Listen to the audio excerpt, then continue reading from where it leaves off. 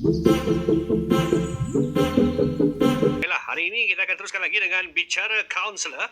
Hari ini kita punya bertajuk Panduan Kekal Aktif dan Positif untuk Kesejahteraan Mental. Hari ini kita bersama dengan tetamu jemputan kita menerusi dalam talian, iaitu Puan Maizura binti Musliman, merupakan Yang di-Pertua Majlis Guru Kaunseling Labuan merangkap GBK SMK Labuan. Saya telah mendapatkan Puan Maizura di talian. Hello, Assalamualaikum. Selamat pagi, Puan.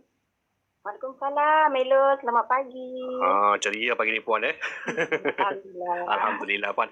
Masih Selamat Hari Raya. Masih belum terlambat kan ucap Selamat Hari Raya kan? Belum jumpa lagi. Selamat Hari Gawai. Dekat keamatan. Ya, semua. Ini 3 perayaan sekali kita sambut ya, Puan ya? Ya. Puan, sebagai mukadimahnya pada hari ini ya, apa yang kita panggil cikgu lah ya, kan? Apa yang cikgu ingin sampaikan kepada para pendengar Radio Labuan FM, masyarakat di Labuan pada hari ini? Silakan. Baiklah. Terima kasih. Sama-sama. Pertama sekali, saya ingin ucapkan ribuan terima kasih kepada Radio Labuan FM di atas kesediaan memberi ruang kepada kami, guru kaunseling, untuk berkongsi maklumat pada hari ini. Terima kasih juga kepada Perkama International, Kementerian Pendidikan Malaysia, KPM, Jabatan Pendidikan Wilayah Labuan, JPWPL, kerana membenarkan guru kaunseling mewakili kaunselor Malaysia dalam projek Solidariti Kaunselor Malaysia untuk berkongsi maklumat psikopendidikan dalam membantu secara psikologi dan kaunseling kepada komuniti setempat di Labuan pada hari ini. Baiklah, hari ini saya nak kongsikan, saya mewakili Majlis Guru Kaunseling Kebangsaan MGKK dan Majlis Guru Kaunseling Labuan MGK Labuan, nak berkongsi, nak membawakan teknik kreatif sebagai panduan ringkas untuk masyarakat terus kekal aktif dan positif supaya kesejahteraan mental terus dipelihara sepanjang kita berhadapan dengan wabak pandemik COVID-19 ini. Baiklah, mengambil ejaan kreatif itu sendiri, KREATIF, saya mulakan dengan C. C bermaksud kawal emosi. Apabila kita berhadapan dengan perasaan yang sekarang ini seperti bimbang, risau, takut dan cemas dengan krisis yang sedang berlaku. Ia boleh mengakibatkan masalah kesihatan mental jika perasaan itu berpanjangan dan tidak dikawal dengan betul. R pula bermaksud rasionalkan diri kita dengan berfikiran secara positif bagi terus mengekalkan kestabilan emosi ketika menghadapi situasi ini. Individu itu sendiri, kita sendiri perlu menerima realiti, terima hakikat untuk menyelesaikan diri dan mengamalkan pemikiran yang positif. Pemikiran positif ni iaitu pemikiran yang baik-baik sahaja untuk menilai kekecewaan dari perspektif atau pandangan yang berbeza. E bermaksud elakkan diri kita daripada duduk berseorangan diri. Bagi anda di luar sana yang tinggal berseorangan, tak boleh keluar, hubungi keluarga dan rakan sekerap mungkin untuk menghilangkan kesunyian dan kerinduan. Bagi anda individu yang dah berkeluarga, ada isteri, anak, bertanggungjawab, boleh gunakan kesempatan ini untuk bermesra dengan ahli keluarga di rumah dengan melakukan pelbagai aktiviti seperti mengemas rumah, beribadah bersama dan bermain indoor game. A pula bermaksud amalkan laman ringan dan ringkas yang mampu meningkatkan hormon endorfin, yang mana hormon ini boleh menenangkan fikiran, serta aktiviti senaman boleh mengeluarkan peluh untuk lebih sihat. T pula bermaksud tingkatkan amal ibadat kerana krisis yang terjadi ini merupakan ujian serta dugaan, dan inilah peluang kita untuk lebih mendekatkan diri kita dengan Tuhan. Dan I bermaksud interaksi dengan orang lain, yang mana jika sebelum PKP, PKPB semuanya sibuk dengan kerja dan tugas seharian, Kini ikatan mesra bersama ibu bapa, adik-beradik, pasangan, sahabat dan jiran tetangga dapat disantuni dengan lebih lagi dalam tempoh PKPB ini melalui perkongsian cerita, masalah dan luahan apa yang dirasa. Yang terakhir, F bermaksud fokus. Uruskan masa dengan bijak antara diri, keluarga, belajar dan bekerja. Pengurusan masa yang baik akan memberikan kita keselesaan walau di mana kita bekerja atau belajar. Lebih-lebih lagi, kini ramai yang terpaksa bekerja dan belajar dari rumah sepanjang tempoh ini. Inilah antara 6 pendekatan kreatif yang dapat saya kongsikan sebagai panduan kepada masyarakat di luar sana untuk terus kal aktif dan positif supaya kesejahteraan mental dapat dipelihara. Ya, itulah cikgu. Sedikit penerangan mengenai kreatif. Apa itu kreatif sebenarnya ya? Okey, cikgu. Memandangkan tempoh 4 fasa PKP sehingga PKPB kini merupakan tempoh masa yang lama. Antara masalah utama masyarakat ialah hilang pekerjaan dan tiada sumber pendapatan. Jadi bagaimana teknik kreatif ni dapat membantu masyarakat yang berhadapan dengan situasi seperti ini? Silakan cikgu. Baiklah. Betul. Aspek kewangan memang sering menjadi punca kritikal yang boleh membawa kepada tekanan hidup dan masalah mental kepada seseorang. Sekiranya gagal ditangani, lebih-lebih lagi bagi mereka yang mempunyai tanggungan serta bebanan hutang. Maklumlah sekarang ni kan rumah, kereta, semua pun berhutang kan. Jadi oleh yang demikian, tindakan kerajaan mengumumkan inisiatif sememangnya lah dapat membantu meringankan tekanan yang dihadapi ketika ini. Antaranya yang boleh saya selitkan sedikit seperti pengeluaran CWSP, permohonan untuk moratorium dan pakej rancangan ekonomi prihatin rakyat iaitu Prihatin. Walau bagaimanapun kan masyarakat tetap perlu bijak mengurus keuangan diri dan keluarga serta perbelanjaan bagi menghadapilah sebarang kemungkinan yang berlaku selepas ini. Ambillah peluang ini untuk mempelajari perkara baru sepanjang tempoh PKPB ini bagi meningkatkan kebolehan diri. Saya sendiri tak dapat ke sekolah untuk buat sesi kaunseling, slot-slot motivasi. Saya telah mula membuat motivasi kepada murid-murid serta orang ramai secara Facebook Live dan YouTube channel. Itu dia. Ada platform-platform yang digunakan oleh cikgu sendiri untuk menyampaikan motivasi juga maklumat lah ya cikgu ya. Ya, cikgu.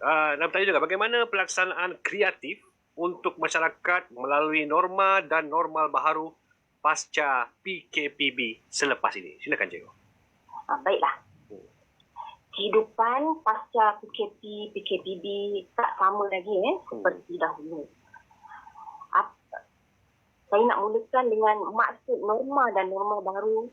Ini merangkumi 3 aspek.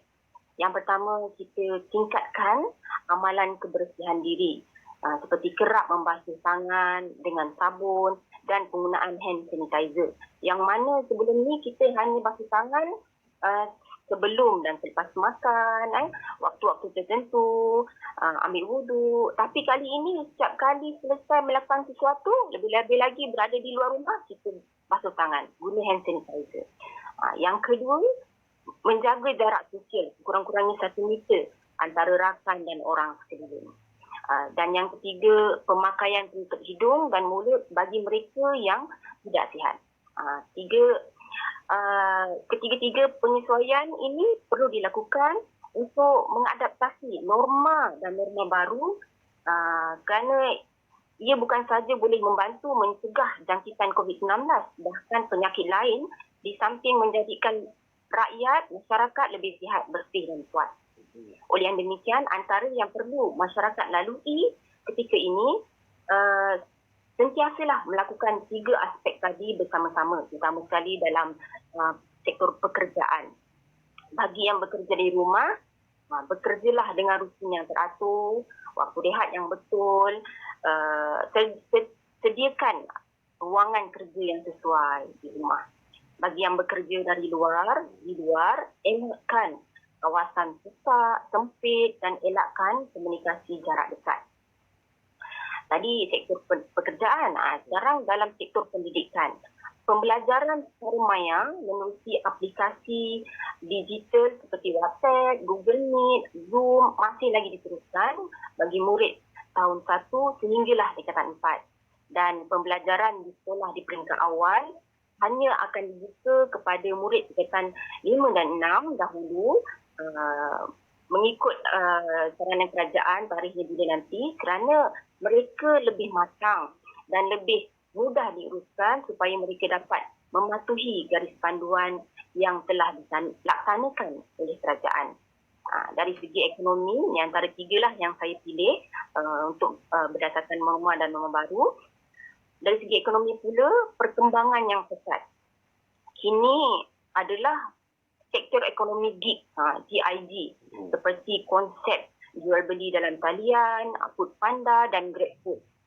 Dan ekonomi perusahaan biasa yang terkesan sejak PKP akan mula dibuka secara berperingkat.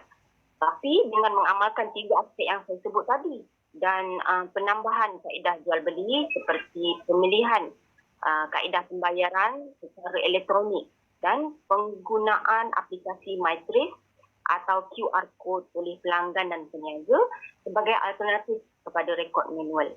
Kesimpulannya, masyarakat ini perlu segera membiasakan anjakan kehidupan ke arah norma baru untuk memastikan kelangsungan hidup dalam menempuh cabaran yang tidak pernah terfikirkan sebelum ini. Ya, itulah dia daripada cikgu tadi, penjelasan yang cukup holistik ya, daripada ekonomi, pendidikan, pekerjaan. Itulah dia antara penerangan. Dan sebagai penutup pada hari cikgu, kita sampai ke penghujungnya untuk sesi yang cukup singkat tapi padat ini. Jadi kita nak minta pesanan cikgu lah kepada anak-anak murid sekolah di seluruh Labuan. Silakan cikgu. Baiklah, terima kasih untuk soalan yang terakhir ini. Pesanan saya yang pertamanya khas buat murid-murid yang terpaksa belajar dari rumah secara maya. Yang pertama, kekalkanlah motivasi belajar anda di rumah seperti mana anda belajar di sekolah dahulu. Yang kedua, hormati dan hargailah semangat guru-guru anda yang memberikan kerja sekolah kerana mereka sentiasa memikirkan masa hadapan anda. Yang ketiga, ingat masa sangat penting dan masa yang berlalu tidak akan berulang lagi. Dan disiplinkanlah diri sendiri untuk terus belajar dan buat kerja sekolah yang diberikan guru di rumah. Jujurlah pada diri untuk belajar demi masa depan yang lebih baik.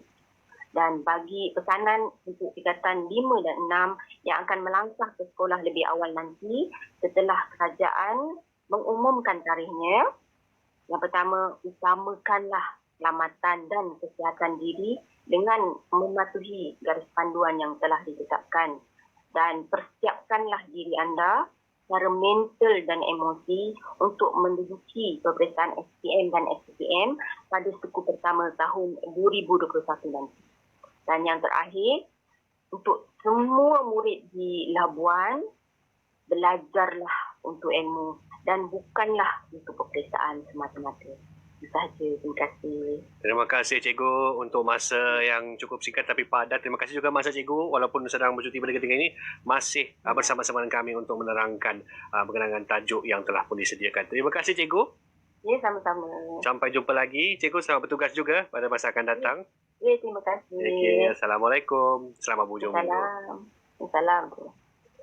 Berada tadi kita bersama dengan Puan Maizura binti Musliman ataupun Cikgu Maizura lah berkenaan dengan panduan kekal aktif dan positif untuk kesejahteraan mental untuk bicara kaunselor pada hari ini. Baiklah, kita akan teruskan hiburan kita pada pagi ini dan apa saja input yang telah pun diberikan harap kita dapat kongsikan bersama-sama dan pastikan perkongsian kita itu adalah perkongsian yang terbaik untuk masyarakat khasnya. Baiklah, kita akan berhibur dengan lagu daripada Hel Husaini, Hati dan juga Inigo Pascual, Dahil Sayang. Kembali selepas ini, Labuan FM, suara pesisir anda.